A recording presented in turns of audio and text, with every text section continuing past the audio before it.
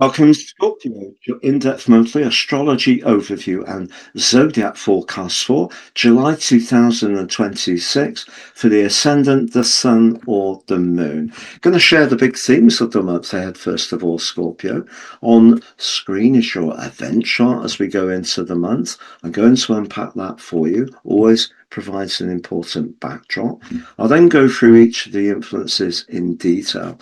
By the end of the forecast, you'll have a clear picture of what's upcoming in terms of energy, work, relationships, or finances. I'm astrologer Patrick Arundell. A very warm welcome. If you've yet to subscribe to my channel, please do so now to help it to continue to thrive. But please also click or tap the bell notification symbol. Scorpio, you're a fixed sign. Fixed signs really appreciate continuity.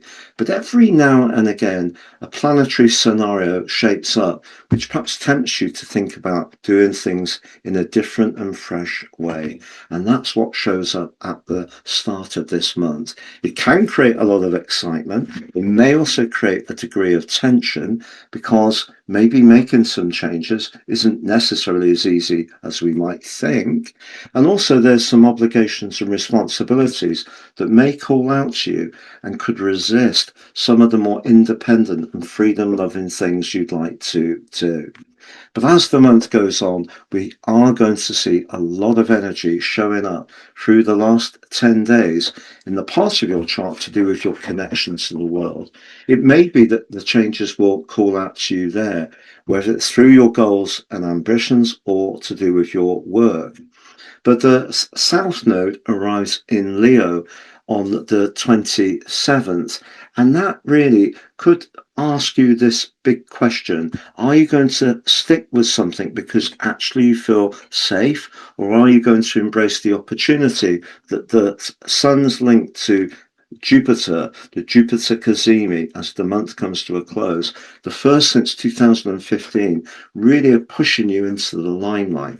So that's the intriguing backdrop as we go into the month. On the screen is your event chart. So what happened right at the end of June was that we had a full moon in the practical sign of Capricorn, and the moon is emerging from the opposition to the sun. So I think you're going to be doing a lot of deep thinking or having a lot of conversations or perhaps even moving around a lot through the first 2 weeks of this month.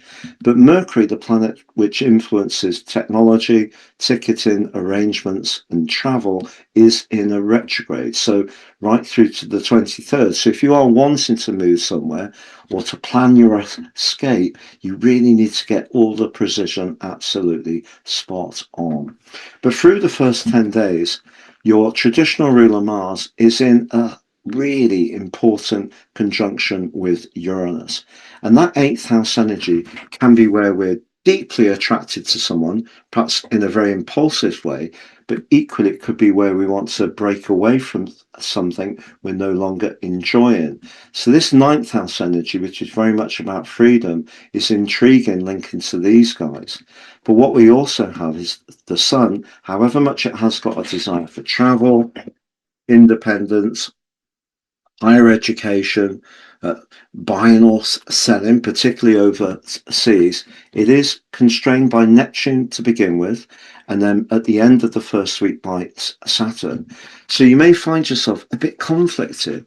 That desire for change is being held back by perhaps how things have been, the structure or the expectations of other people.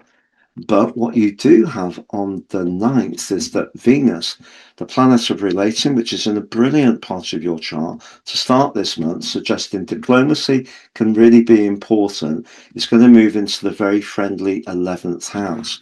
But equally, it may be through week 2 that you want to break away from some groups that you've been involved with in the past. So wherever the need for variety or stimulation or spontaneity shows up, is really down to you. What I would say, however, is that Venus moving into the 11th house could bring some new players into your world.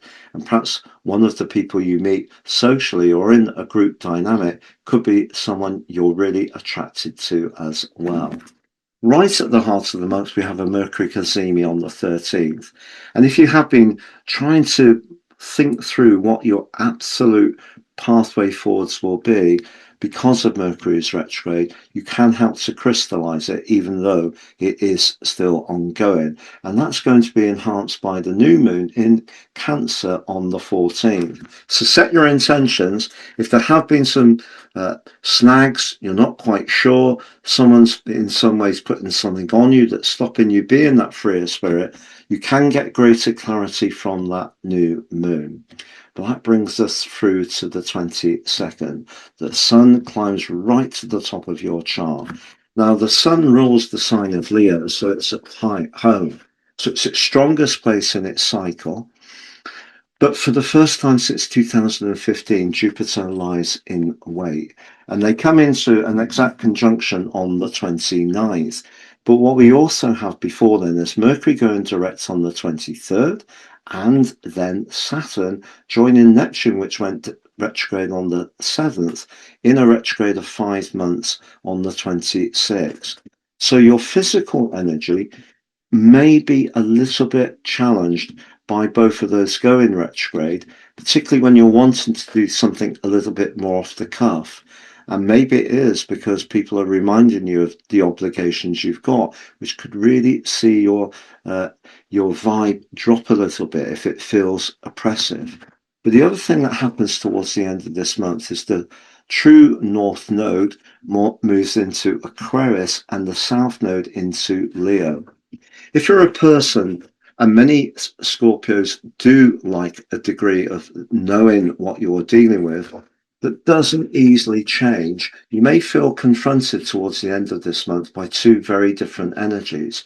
The South Node can make you aware of what you're comfortable with, but what the conjunction between the Sun and Jupiter on the 29th and the full moon on the same day in Aquarius can make you aware of is perhaps where you should be a little bit more ambitious, to raise your profile, to pursue the goals and ambitions that you're truly capable of, but it will mean breaking free of what has been a pretty regular pattern for you for some time.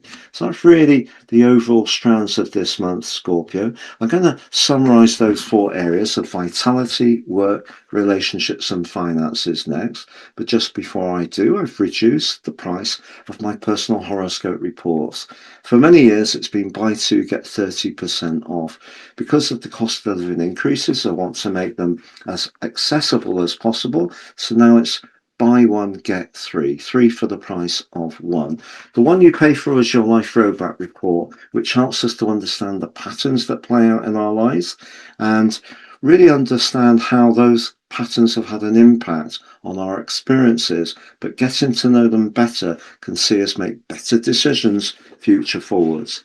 Free is your 12 months transit and also your draconic soul karmic analysis. Totally unique to each person they're produced for. That's three for the price of one. Please see below for more.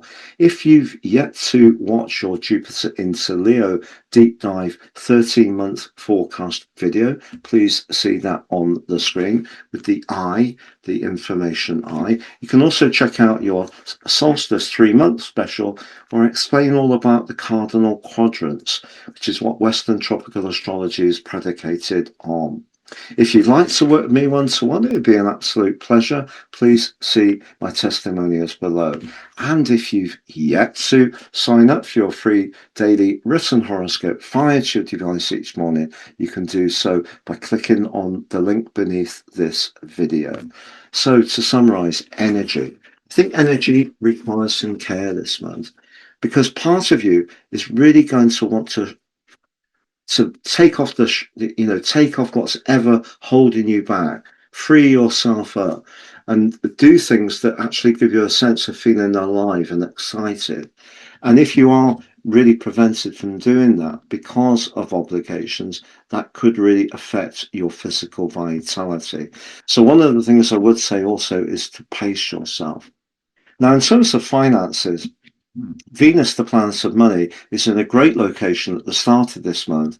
It's giving you a real ability to showcase your authority, but in a diplomatic way, and forges a very good link with Saturn in the part of your chart to do with details. So you handle your resources carefully. That looks good. Longer term finances, however, could be a bit more volatile. If you're not enjoying a partnership, some kind of shared resources, then it could be quite tense. Also, Mars and Uranus are in a T square with the no dot axis. It's not the best of times to be too free and easy with speculation, and yet the ninth house could see you. Energies of the Sun and Mercury could see you in the mood for being a bit more risk taking, but I wouldn't be making decisions too quickly. Now, right at the start of the month, as far as relationships are concerned, with Chiron in that seventh house in a square with Jupiter, if you have got any kind of feeling that relationships haven't quite flowed for you in your life, the best way to approach it is to own that, not dress it up by, in some ways presenting a vibe that everything's hunky dory. I don't think that's the right way to go at all. But what you could have this month with the energy of Mars and Uranus is a sudden connection to someone that's incredibly difficult to resist. Whether it will be long lasting is another matter, but equally, Mars in a conjunction with Uranus could see a relationship break down if it's just not working as it used to.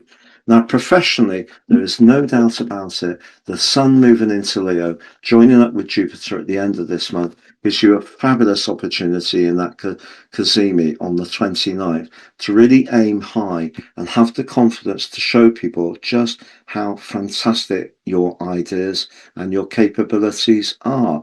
So that South Node is what could hold you back. So whatever feels comfortable this month, I think that's really the theme of the month. You're going to be pushing back on that. It's been a real pleasure to be with you, Scorpio. Thank you so much for joining me. Have a great July. All the best and goodbye for now.